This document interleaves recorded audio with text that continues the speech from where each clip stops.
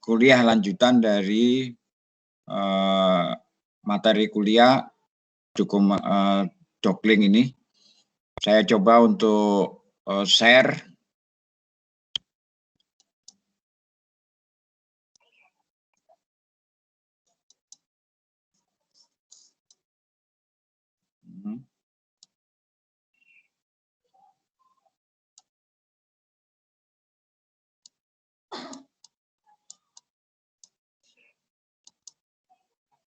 Nah, saya lanjutkan yang kemarin. Jadi perubahan ini kelihatan ya? Terlihat, Prof. Kelihatan ya? Saya besarin dikit nih. Ya. Jadi perubahan persetujuan dokumen kelayakan lingkungan itu dapat terjadi, ya, dapat terjadi apabila kalau sesuai dengan ketentuan yang ada di Undang-Undang 32 tahun 2009 dikatakan apabila 3 tahun setelah dokumen kelayakan lingkungan itu disetujui, itu apabila tidak ada kegiatan maka harus dilakukan apabila 3 tahun itu tidak dilaksanakan kegiatannya, maka harus menggunakan dokumen kelayakan baru, ya, karena dikhawatirkan selama kurun waktu 3 tahun itu ada perubahan kondisi lingkungan di wilayah studinya itu, ya, di wilayah studinya. Nah, oleh karena itu maka di dalam ketentuan peraturan pemerintah nomor 22 tahun 2001 ini ada beberapa hal yang berkaitan dengan perubahan persetujuan lingkungan, ya. Jadi kalau tadi saya yang katakan berdasarkan sisi waktu, ya, berdasarkan sisi waktu dari tahapan dari pelaksanaan daripada manajemen konstruksinya. Nah, sekarang apa saja kira-kira yang substansi apa saja yang kira-kira mengharuskan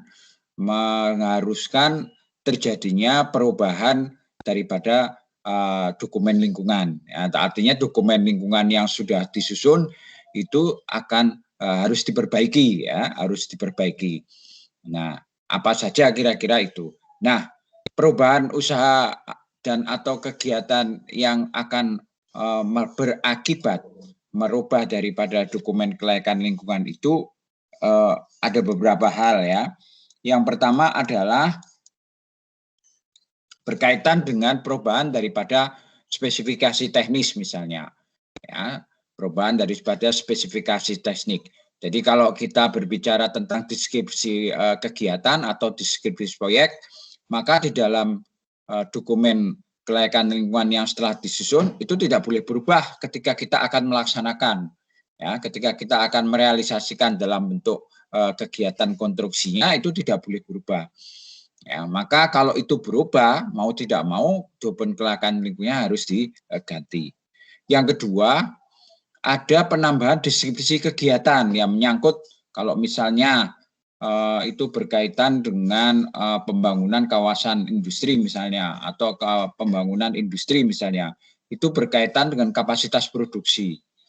Ya, kapasitas produksi yang misalnya dulu direncanakan pada dokumen kelayakan lingkungan misalnya memproduksi hanya 140 ton per hari misalnya. Nah, ternyata kapasitas produksinya sekarang realitas akan dilaksanakan di dalam lapangan misalnya menjadi 160 ton per hari. Maka mau tidak mau dokumen kelayakan lingkungan itu otomatis gugur dan harus diperbaiki, ya. Nah, kemudian yang ketiga adalah adanya perluasan lahan, ya.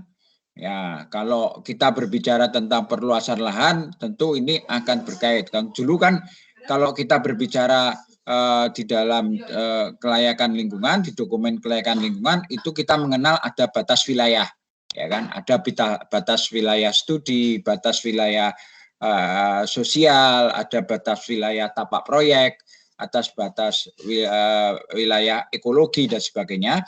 Nah, itu apabila terjadi perluasan lahan usaha atau kegiatan, maka mengakibatkan perubahan batas wilayah. Kalau perubahan batas wilayahnya berubah, mau tidak mau, dokumen harus otomatis dokumen yang telah disusun, yang telah mendapatkan persetujuan itu mengalami keguguran. Artinya dia harus diganti dengan dokumen kelayakan yang baru. Ya. Demikian juga berkaitan dengan perubahan waktu atau durasi operasi. Ya. Tadi durasi operasi, waktu pelaksanaan berubah, yang harusnya akan dilaksanakan pada tahapan ini misalnya itu.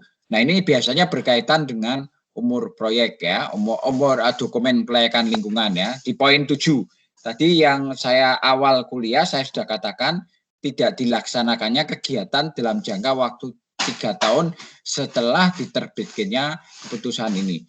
Ya, apabila dokumen kelayakan lingkungan sudah disetujui tapi 3 tahun tidak dilaksanakan, maka mau tidak mau sebetulnya itu akan berakibat pada poin 4, yaitu perubahan waktu, ya, durasi daripada operasi daripada pelaksanaan. Ya. Nah, kemudian yang kelima adanya perubahan kebijakan pemerintah, ya, perubahan kebijakan pemerintah misalnya. Ya. Contoh di dalam peraturan PP 22 tahun 2001 mungkin di kelayakan lingkungan pada saat dulu menggunakan baku mutu X misalnya. Maka baku mutu X itu ternyata di PP 22 tahun 2001 mengalami perubahan, ya, diganti. Maka mau tidak mau dokumen kelayakan lingkungan itu harus direvisi, ya. Harus direvisi atau diadendum, ya, tidak.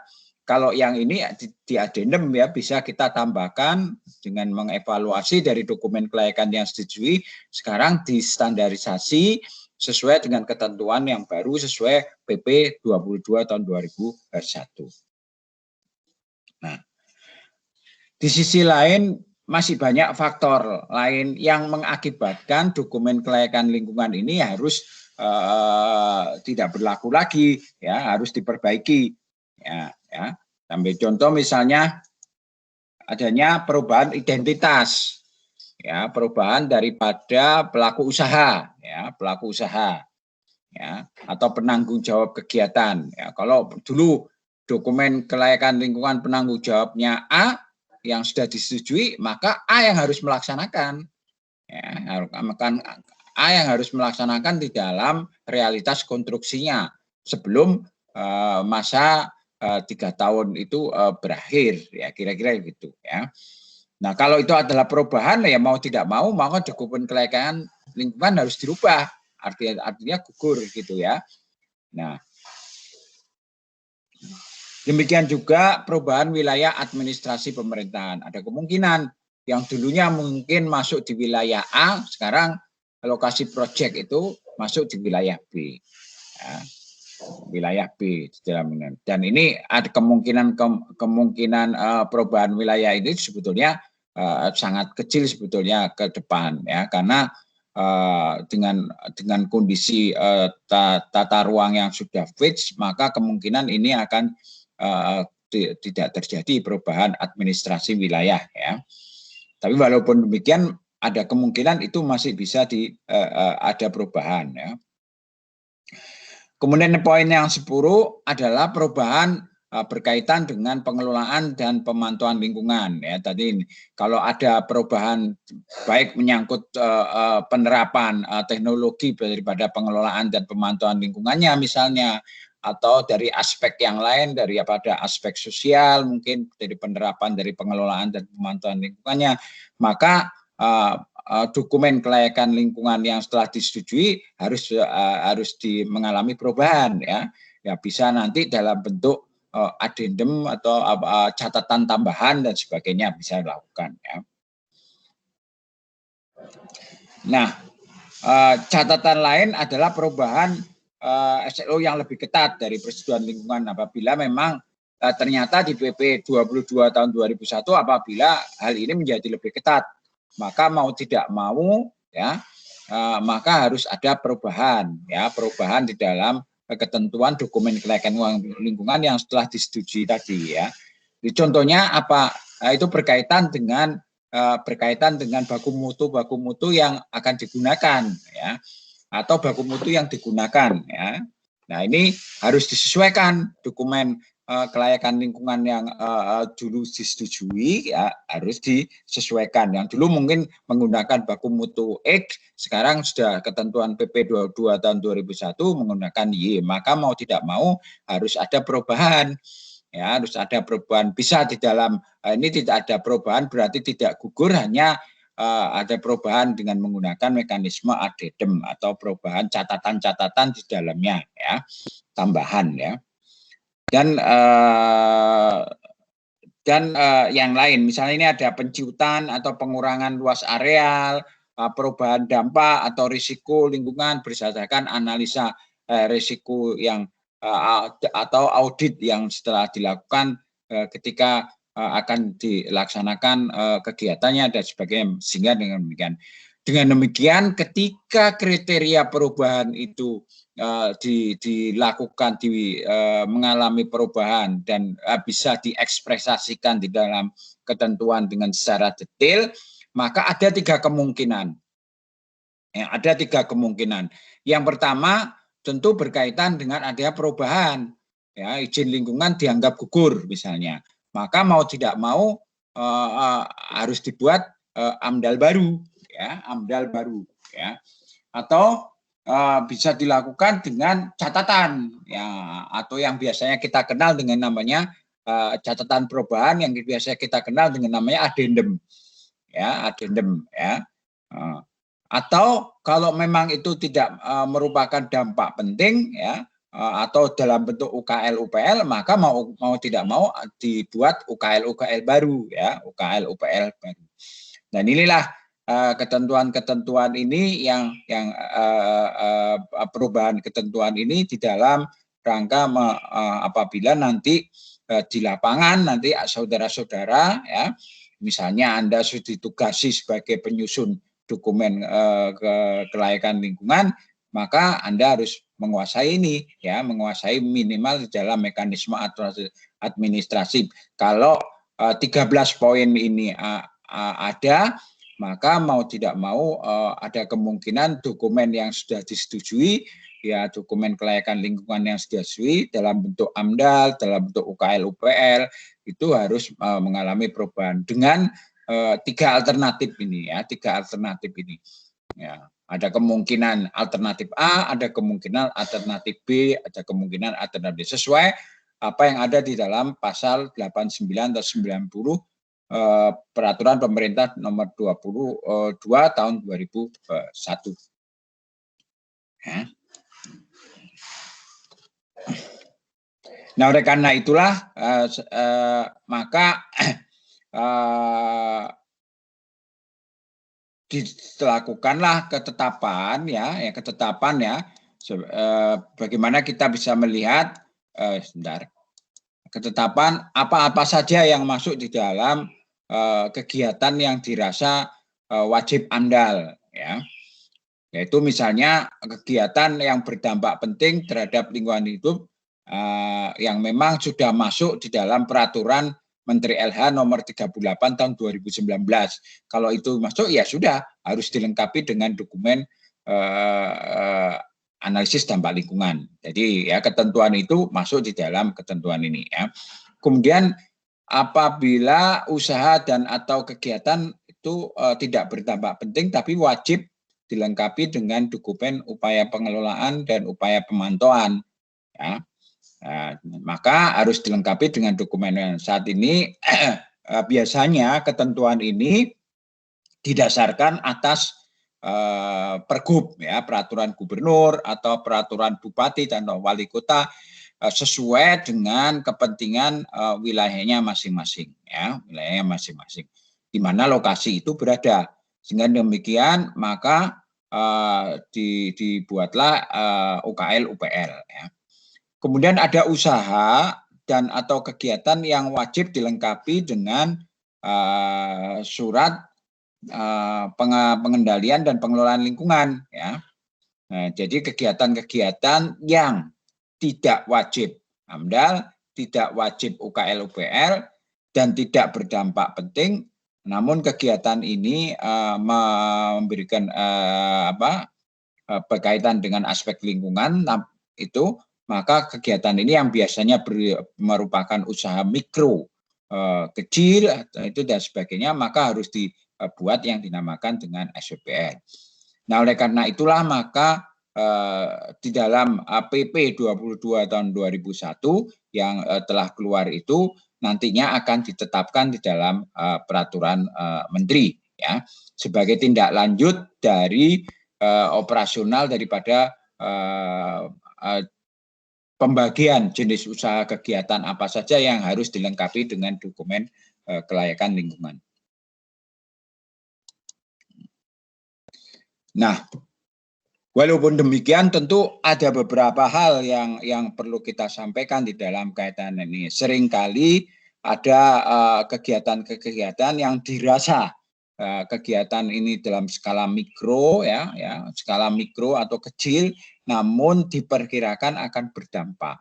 Oleh karena itu kewajiban daripada pemerintah, ya, sesuai amanah Undang-Undang 32 tahun 2009 bahwa pemerintah memiliki kewenangan, ya, pemerintah kabupaten, pemerintah pusat, pemerintah kabupaten dan daerah dapat memberikan bantuan, ya, ya, dalam bentuk fasilitasi, bantuan biaya, ya, insentif dan atau berkaitan atau bantuan penyusunan dokumen AMDAL berkaitan dengan kelayakan lingkungan bagi usaha atau kegiatan mikro kecil yang memang berdampak penting terhadap lingkungan.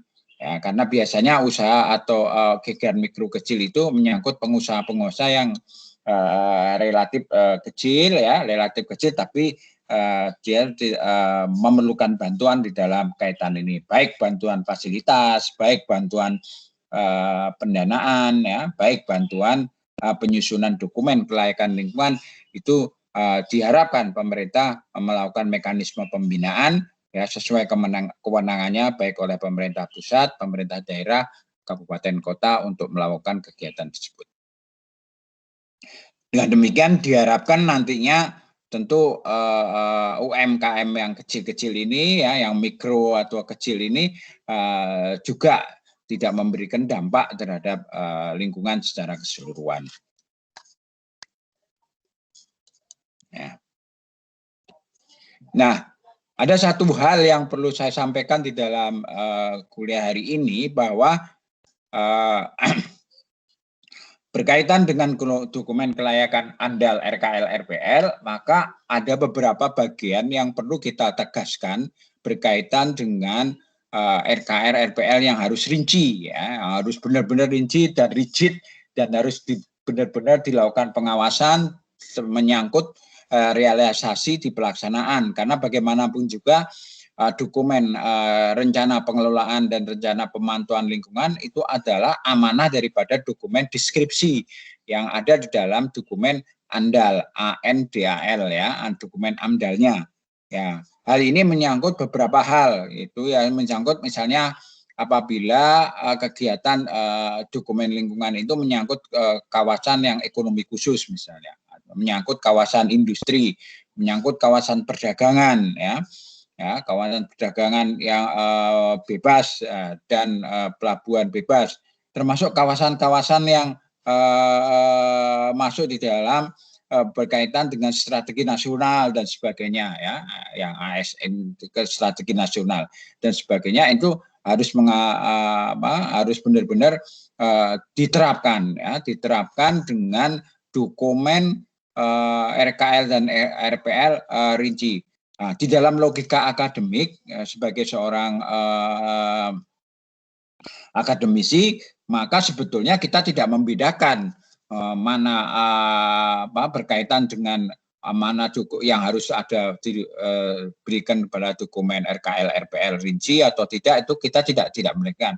Pokoknya di dalam kaidah akademik, di dalam secara teoritis berkaitan dengan environmental impact assessment ini atau IE ini, maka mau tidak mau yang dinamakan RKL, RPL ya semuanya harus rinci, ya, karena RKL RPL itu adalah dokumen pelaksanaan, baik menyangkut kawasan, baik menyangkut kegiatan yang tidak masuk di dalam kawasan, ya, yang sendiri-sendiri, baik menyangkut pembangunan apartemen misalnya, menyangkut ini, maka mau tidak mau RKL RPR harus merupakan bagian yang rinci dan mampu sangat strategis untuk bisa dioperasionalkan di dalam lapangan. Karena itu adalah amanah di dalam rangka untuk melakukan pengelolaan, pengendalian, pemantauan, dan sebagainya, sehingga aspek lingkungan yang berdampak akibat adanya kegiatan tersebut dapat dikendalikan, dapat diperbaiki, dapat diawasi, dan sebagainya,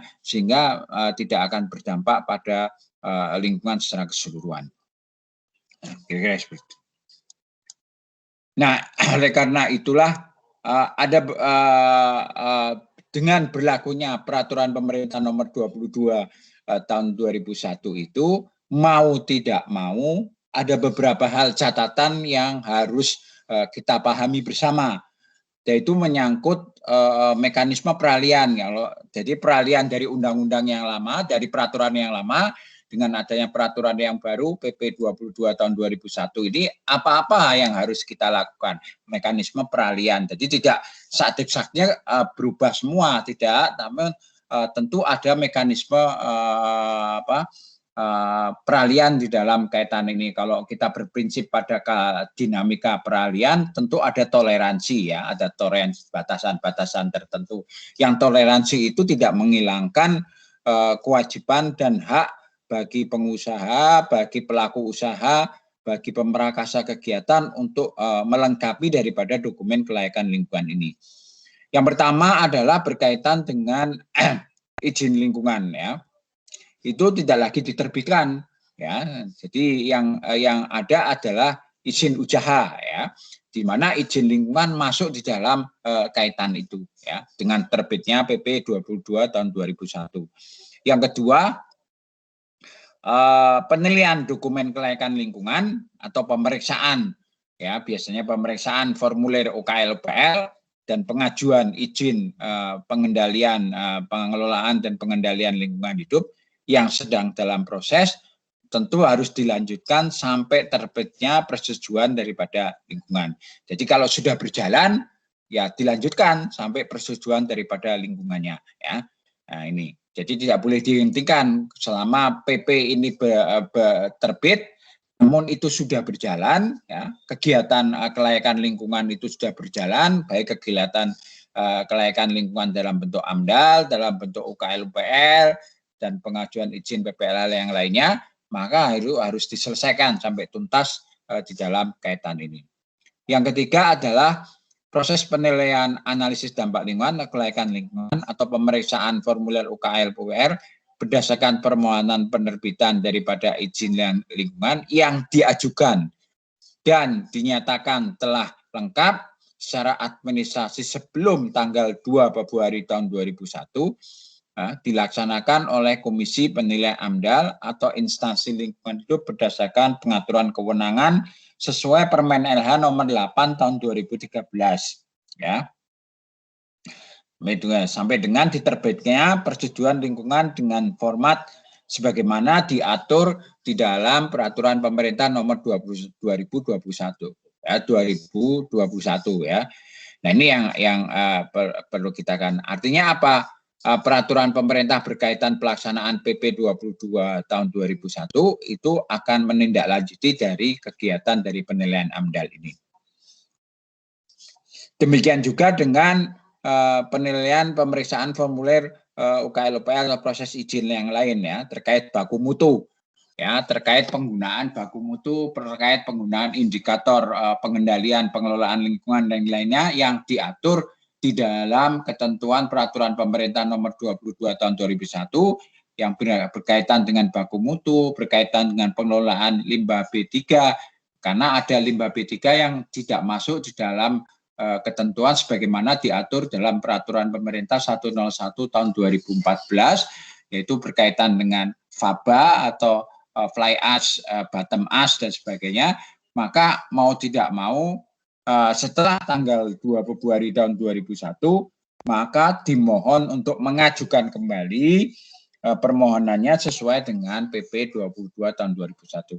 Jadi kalau biasanya ini di dalam konteks peralihan toleransi itu biasanya menggunakan adendum ya. Jadi kalau dulu menggunakan baku mutu yang lama ya, sekarang ada perubahan dengan baku PP 22 tahun 2001 dengan baku mutu yang baru, mau tidak mau harus disesuaikan ya, disesuaikan dalam bentuk catatan atau adendum tambahan atau catatan tambahan atau adendum yang kita kenal dalam istilah seperti itu ya. Nah, proses izin PPLH terkait dengan baku mutu lingkungan hidup dan pengelolaan limbah B3 berdasarkan permohonan yang diajukan dan dinyatakan telah lengkap sebelum tanggal 2 Februari 2021 diterbitkan persetujuan teknis yang selanjutnya dimasukkan dalam persetujuan lingkungan melalui perubahan persetujuan lingkungan. Jadi inilah ya. Jadi apabila ada kegiatan di dalam mekanisme, biasanya kan di dalam penyusunan dokumen kelayakan lingkungan itu di klausul yang terakhir di dalam buku dokumen kelayakan lingkungan AMDAL LKR LPL ini, maka ada bagian terakhir, lembaran terakhir yang biasanya berkaitan dengan mekanisme perizinan proses izin PPLH ya. Izin PPLH terkait dengan baku mutu lingkungan dan pengelolaan limbah B3 mau tidak mau harus disesuaikan dengan persetujuan teknis, persetujuan lingkungan melalui perubahan persetujuan daripada lingkungannya ini sesuai dengan PP 22 tahun 2001. Kemudian poin yang ke F, di dalam mekanisme penilaian dokumen kelayakan lingkungan, ya, Komisi Penilai AMDAL tetap melaksanakan penilaian AMDAL sampai dengan terbentuknya tim uji kelayakan ini di pusat. Baik di pusat, baik di pemerintah daerah, ya, di kabupaten kota dan sebagainya, di mana diatur dengan PP 22 tahun 2000. Dengan demikian, maka komisi penilai itu penilai dokumen kelayakan lingkungan, ya, apabila nanti Anda bekerja di dalam kaitan ini atau Anda melakukan perbantuan di dalam pekerjaan di lapangan, selama peraturan pemerintah berkaitan penetapan komisi penilai AMDAL itu belum keluar, ya, maka komisi penilai AMDAL masih berlaku pada orang-orang yang lama, ya, orang-orang yang telah ditentukan berdasarkan komisi yang lama, ya, sehingga tidak terjadi vakum, ya, tidak terjadi kekosongan di dalam mekanisme penilaian dokumen. Karena bagaimanapun juga kegiatan proyek harus berjalan, ya, baik di kelayakan teknis, baik di kelayakan ekonomis, baik di kelayakan lingkungan, tetap harus berjalan sedemikian rupa.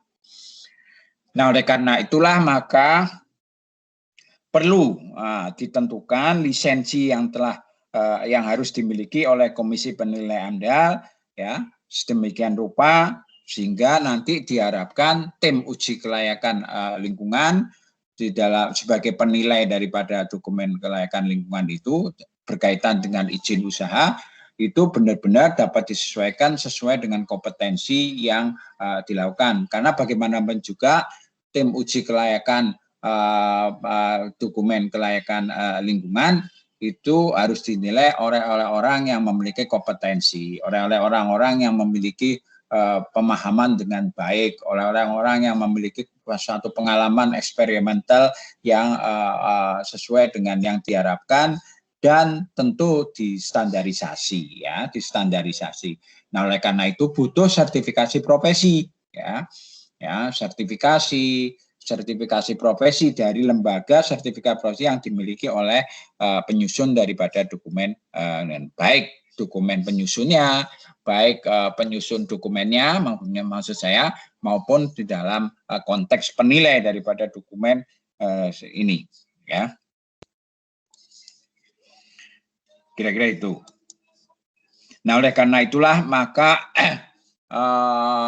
di dalam kaitan dengan ini mau tidak mau dengan ketentuan yang baru, maka ketika kita melakukan analisis berkaitan dengan dokumen kelayakan lingkungan, maka kita harus menggunakan ketentuan baku mutu, ketentuan hal-hal yang lain berkaitan dengan pengendalian kerusakan lingkungan hidup harus disesuaikan dengan ketentuan peraturan pemerintah nomor 22 tahun 2001. Ya, jadi kita nggak bisa lagi merujuk pada ketentuan yang lama, ya, karena berkaitan dengan baku mutu udara, baku mutu air dan sebagainya, kita harus menyesuaikan dengan ketentuan yang ada di dalam peraturan pemerintah 22 tahun 2001. Dari sini ada yang tanya, barangkali ada hal yang perlu dipertanyakan, adik-adik. Prof, maaf saya izin bertanya, Prof. Ya. Itu Prof terkait dengan perubahan. Kan misalnya AMDAL-nya itu udah jadi ya, Prof, udah disetujui. Terus ada perubahan-perubahan yang tadi disebutkan. Itu berarti perlu ada sidang lagi atau enggak, Prof? Biasanya dirapatkan, tidak terlalu formal, dirapatkan untuk bisa menentukan lebih dulu untuk bisa menentukan lebih dulu apa yang harus dilakukan, karena ada tiga alternatif, ya. Jadi menyusun dokumen AMDAL baru, menambah catatan tambahan berupa adendum. Kalau berkaitan dengan UKL UPL harus merubah UKL UPL-nya, misalnya seperti itu. Nah, berkaitan dengan itu maka harus ada surat, namanya surat paksaan, ya. Surat paksaan dari dinas terkait, ya. Dinas terkait itu dinas lingkungan hidup di mana lokasi proyek atau kegiatan itu berada. Nah, surat ini akan keluar kemudian diberikan kepada penyusun bahwa dokumen ini, dokumen berkaitan dokumen X ini berdasarkan hasil rapat yang ada di dalam ini, maka harus mengalami perubahan karena ada perubahan berkaitan dengan ini. Nah, perubahan itu bisa dilakukan dengan nanti ditentukan di dalam surat itu apakah harus merubah dokumen baru ataukah hanya adendum saja, ya, ataukah kalau dia UKL UPL harus merubah UKL UPL dan sebagainya. Nah, ini yang harus ditentukan. Itu makanya ada namanya, istilahnya kalau di dinas lingkungan itu namanya surat paksaan, ya. Istilahnya surat paksaan. Nah, surat paksaan itulah nanti. Nah, baru nanti setelah itu disusun jadi biasanya kita bisa lakukan dengan pertemuan informal atau pertemuan formal, ya, tergantung dari situasi. Kalau memang itu urgent, ya, urgent dalam konteks biasanya kalau ada perubahan dengan dokumen baru, dengan dokumen AMDAL baru, itu biasanya mau tidak mau itu harus dirapatkan lagi, ya.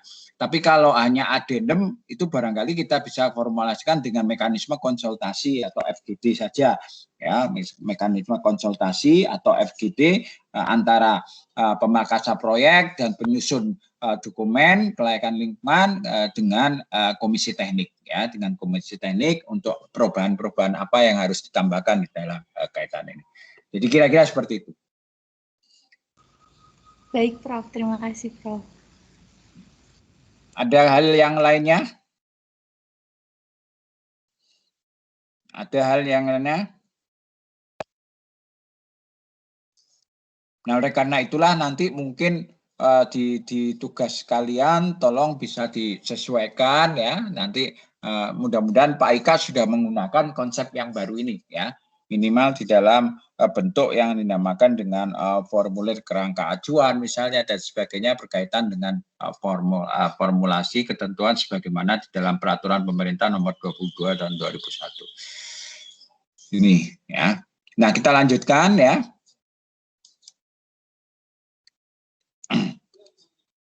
Nah, di dalam ketentuan di dalam dokumen AMDAL biasanya ini menyangkut beberapa hal, ya, Misalnya di Undang-Undang 32 tahun 2009, ya, itu di Undang-Undang 32 tahun 2009 itu biasanya izin PPLH yang ada di dalam dokumen kelayakan lingkungan itu menyangkut tentang limbah cair yang harus jadi buangan dari hasil pengolahan air limbah cair ya. Misalnya kalau di dalam kita membangun industri misalnya, atau membangun ya industri misalnya, itu ada IPAL-nya ya, ada IPAL-nya. Nah, ada IPAL-nya, mau tidak mau IPAL itu nanti akan outlet buangannya harus dibuang ke badan air kan. Nah, mau tidak mau dia harus berizin ya, harus diizin. Demikian juga dengan IPAL yang outletnya buang ke laut ya, buang ke laut ya. Termasuk juga mekanisme izin menginjeksi kalau itu misalnya buangan akan dimasukkan ke dalam struktur tanah ya, injeksi air tanah ya. Jadi ada kemungkinan buangan itu akan dimasukkan ke dalam struktur tanah ya, bisa juga ya. Namun tetap bagaimana bagaimana mekanismenya itu diatur di dalam mekanisme perizinan. Jangan sampai air limbahnya itu diinjeksikan ke dalam tanah ya, air limbahnya. Jadi dia tidak melakukan pengolahan terus diinjeksikan ke dalam tanah ya, dimasukkan ke dalam tanah, itu enggak boleh. Termasuk izin pemanfaatan air limbah ya, air limbah ya. Izin pemanfaatan air limbah untuk digunakan kembali ya, sebagai bagian di dalam konteks daripada teknologi bersih misalnya ya, di dalam ini harus ada mekanisme perizinannya. Nah, oleh karena itulah maka ditetapkan izin. Itu diatur di dalam Undang-Undang 32 tahun 2009. Nah, berkaitan dengan Undang-Undang PP 22 tahun 2001 yang merupakan tindak lanjut daripada Undang-Undang nomor 11 tahun 2020 berkaitan dengan Cipta Kerja ini, maka ada perubahan, sedikit ada perubahan ya, menyangkut kedudukan daripada PPLH ya, yaitu menyangkut izin perlindungan dan pengelolaan lingkungan hidup menjadi persetujuan teknis ya, berkaitan dengan ekosistem, berkaitan dengan air, berkaitan dengan udara dan sebagainya ya. Kemudian peraturan teknis menjadi bagian di dalam persetujuan lingkungan ya. Jadi di peraturan-peraturan yang menyangkut peraturan yang sangat-sangat teknis itu merupakan bagian di dalam mekanisme persetujuan daripada lingkungan.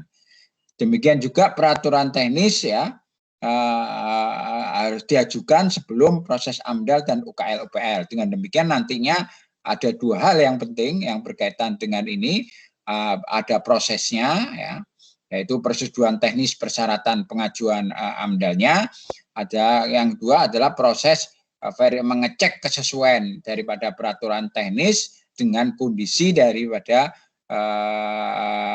real yang ada di lapangan, di lokasi, kemudian baru diberikan sertifikasi layak untuk dioperasionalkan, ya, baru dilaksanakan, ya, baru dilaksanakan.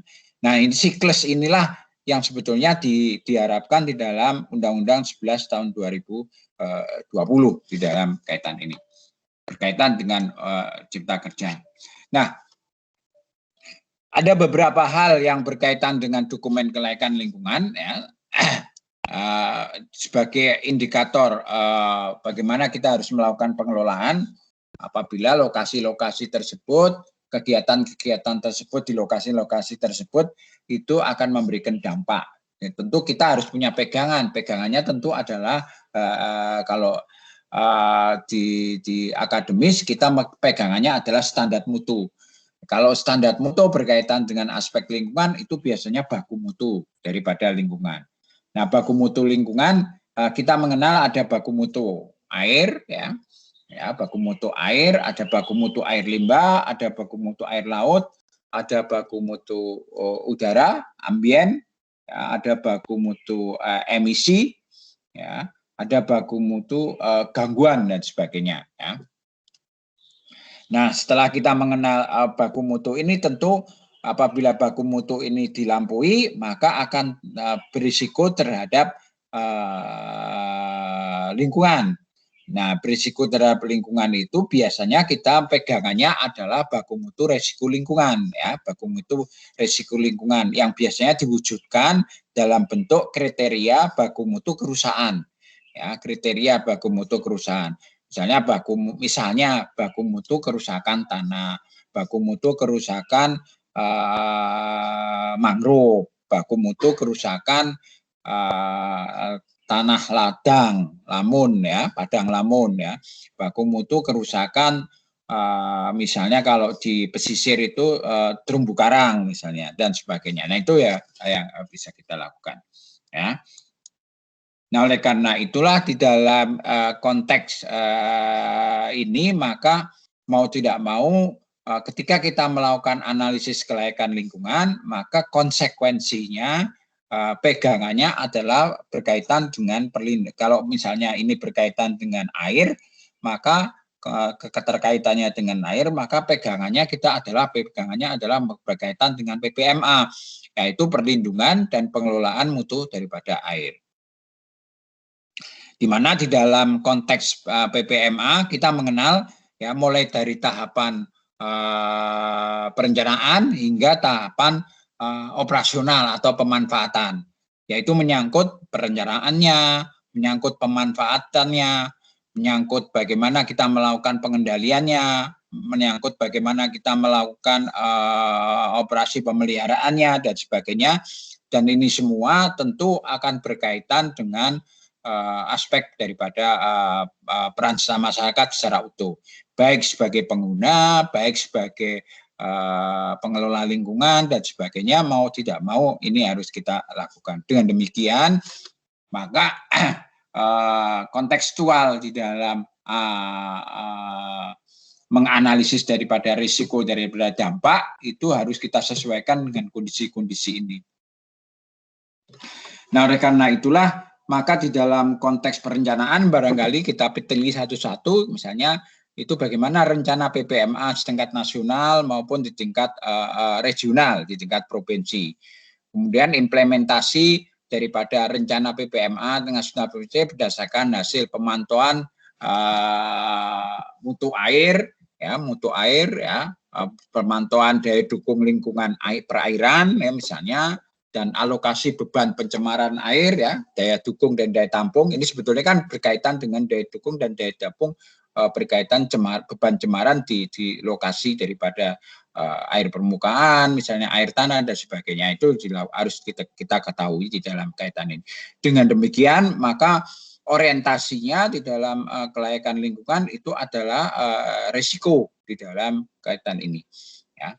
Kemudian di konteks pemanfaatan ya, konteks pemanfaatan kita harus melihat berdasarkan rencana pemanfaatan ya.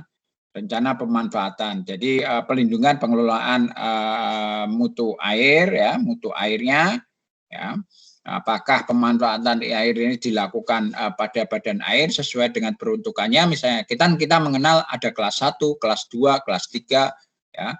Dan kelas 4 ya, sesuai peruntukannya ya. Jangan sampai pemanfaatan ini kita tidak mengindahkan pada baku mutu daripada pemanfaatannya ya, baku mutu air sesuai dengan pemanfaatannya, karena kita mengenal ada 3 tadi, ada kelas kelas 1, kelas 2, kelas 3, kelas 4 ya.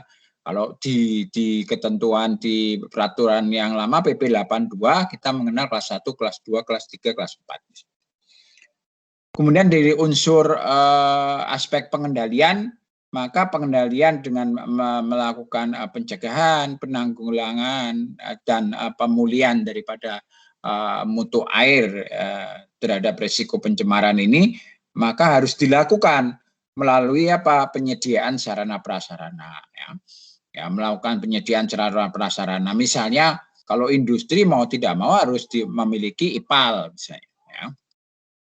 Kalau kawasan pemukiman misalnya ada IPAL komunal domestik misalnya ya, misal kemudian ada pelaksanaan 4R misalnya, ada reuse, recycle dan sebagainya ya. Kemudian penerapan daripada baku mutu air limbah ya. Kita sudah lakukan ya penerapan dari baku mutu air limbah atau effluent standard ya. Jadi yang keluar dari industri misalnya, yang itu harus memenuhi baku mutu air limbahnya ya, maka mau tidak mau harus diolah ya. Setelah masuk ke dalam badan air harus memenuhi baku mutu stream standarnya ya, stream standarnya. Nah, oleh karena itu di dalam konteks ini tentu resikonya akan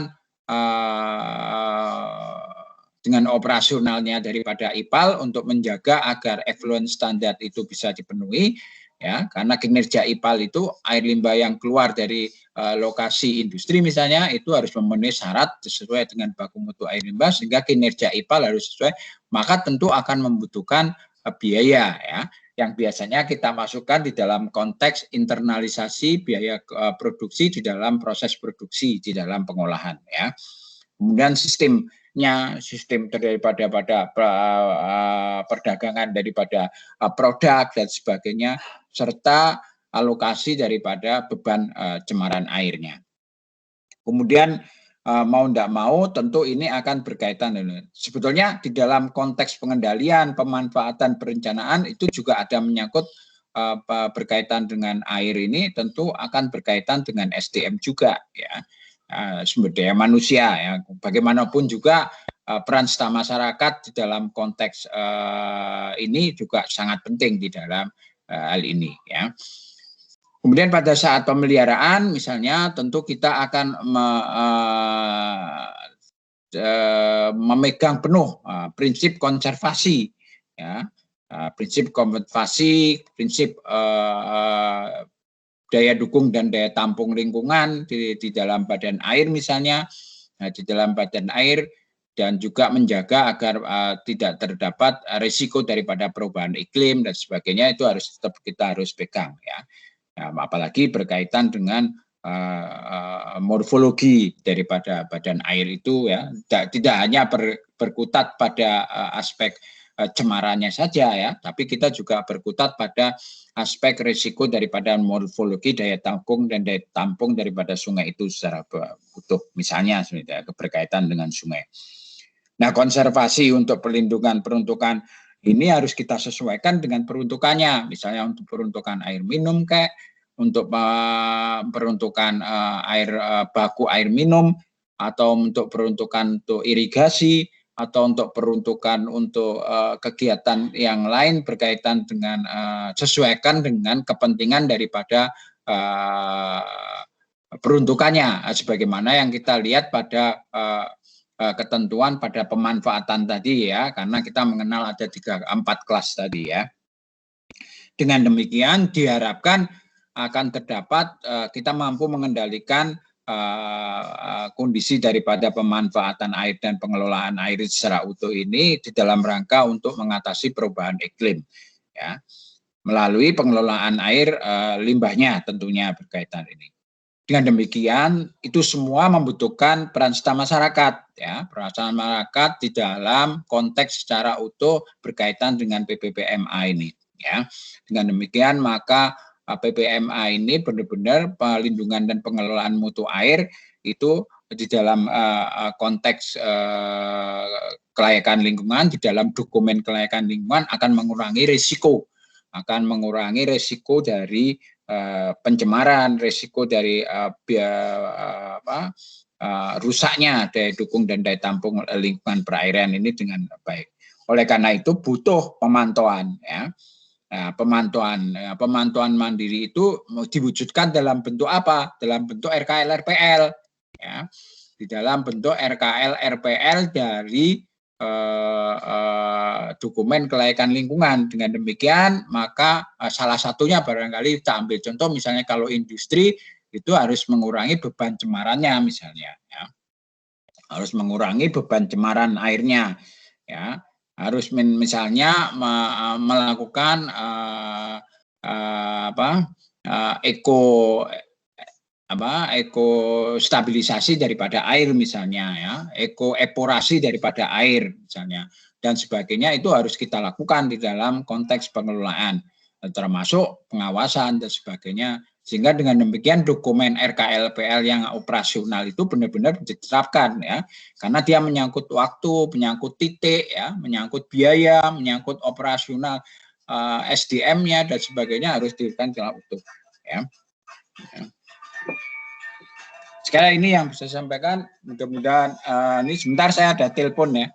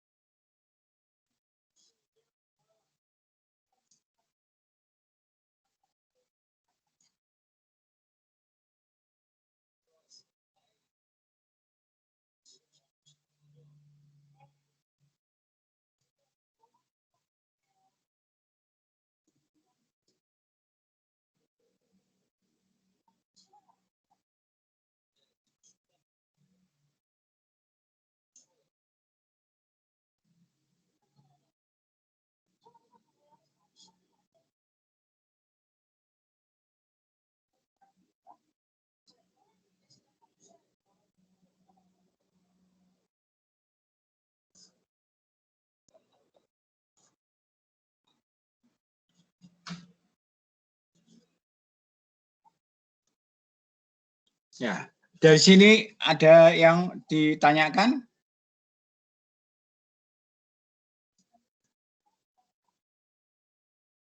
Halo?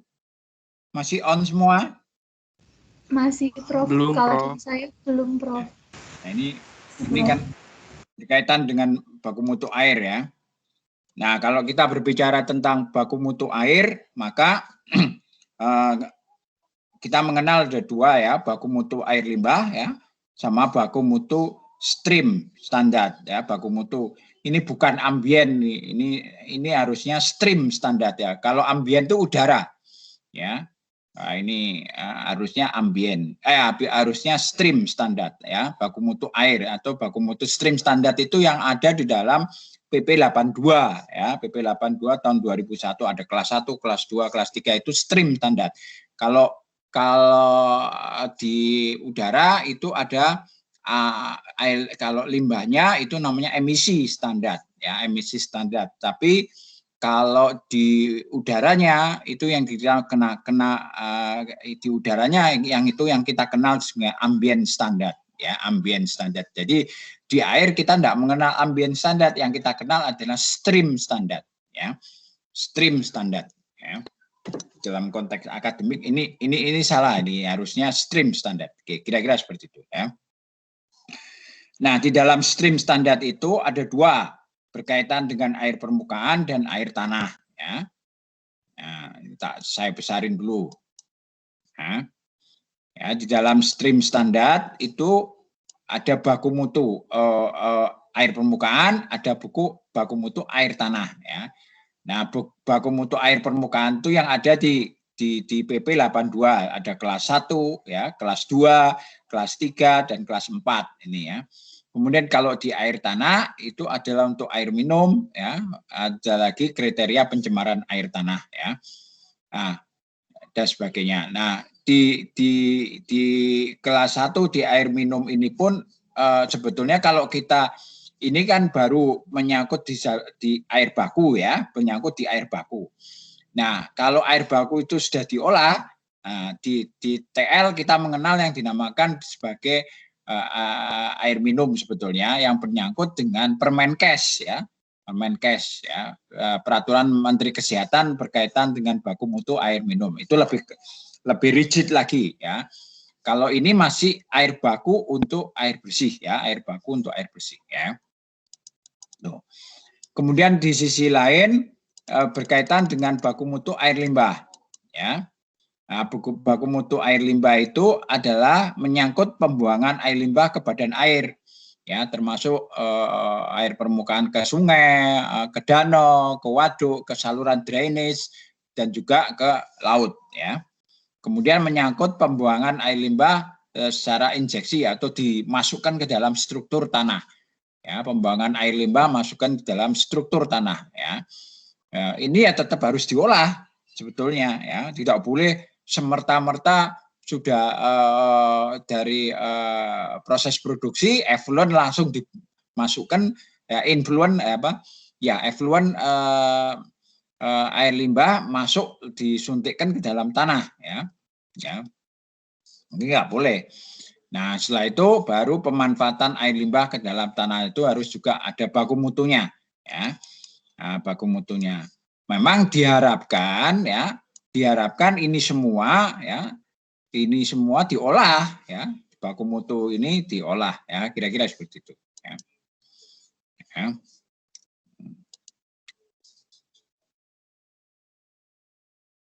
Nah, oleh karena itulah di dalam mekanisme pengaturan nanti mudah-mudahan tindak lanjut dari PP 22 tahun 2001 terkait dengan peraturan pelaksanaannya, ya peraturan teknis pelaksanaannya itu harusnya mengacu pada kontekstual beban, karena kita berbicara AMDAL yang sekarang dengan ketentuan PP 22 tahun 2001 itu adalah beban pencemaran. Resiko pencemaran. Kalau dia berisiko pada pencemaran mau tidak mau, maka kita harus melihat pada kontekstual beban pencemar air. Nah, itu berkaitan dengan daya dukung dan daya tampung lingkungannya. Nah, oleh karena itulah maka di dalam analisis dampak lingkungan, ya terutama di analisis dampak lingkungan, kita harus melihat bagaimana pengaturan alokasi beban cemaran di setiap kegiatan itu, di setiap kegiatan terkait dengan kelas airnya, ya terkait dengan kelas airnya di sungai, misalnya kelas airnya di danau, di waduk, di mana lokasi itu akan merupakan bagian pembuangan terakhir dari kegiatan itu. Kemudian yang kedua adalah pengaturan terkait alokasi beban cemaran ya terhadap usaha atau kegiatan ya. Kita jangan terpaku kepada mekanisme perdagangan. Jadi ini hanyalah menyangkut ke finansial daripada pengolahan ya. Pengolahan dengan demikian air limbah itu mau tidak mau harus diolah ya, harus diolah sedemikian rupa supaya dia tidak mencemari. Dan itu semuanya itu harus merupakan bagian tanggung jawab dari pelaku usaha. Ya, pelaku usaha, pemilik kegiatan dan sebagainya ini harus tanggung jawab di dalam kaitan ini. Saya kira ini yang bisa saya sampaikan di kuliah hari ini. Mudah-mudahan bermanfaat. Nanti kita lanjutkan di udara dan baku mutu yang lain ya. Gitu. Ada yang perlu ditanyakan?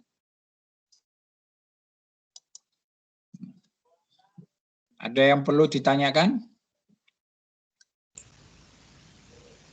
Belum ada, Prof. Nah, saya kira ini kuliah saya ya. Mudah-mudahan nanti sekali lagi saya minta saudara untuk membuka di PP 22 tahun 2001 ya. Secara lengkap Anda bisa baca, bisa Anda unduh di Google dan sebagainya dengan ketentuan ini. Karena memang kita sedang menunggu peraturan pelaksanaannya berkaitan dengan PP 22 tahun 2001 itu. Gitu ya, berkaitan dengan dokumen kelayakan lingkungan atau dokling ini.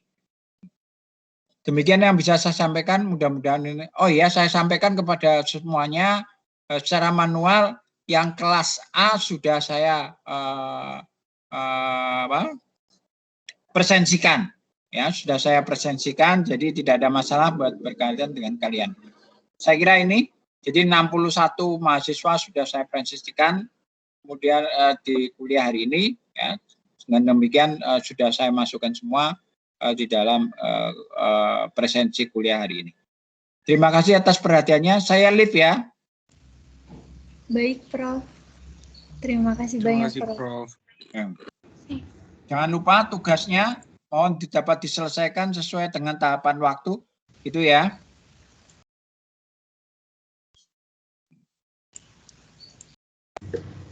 Baik, Prof.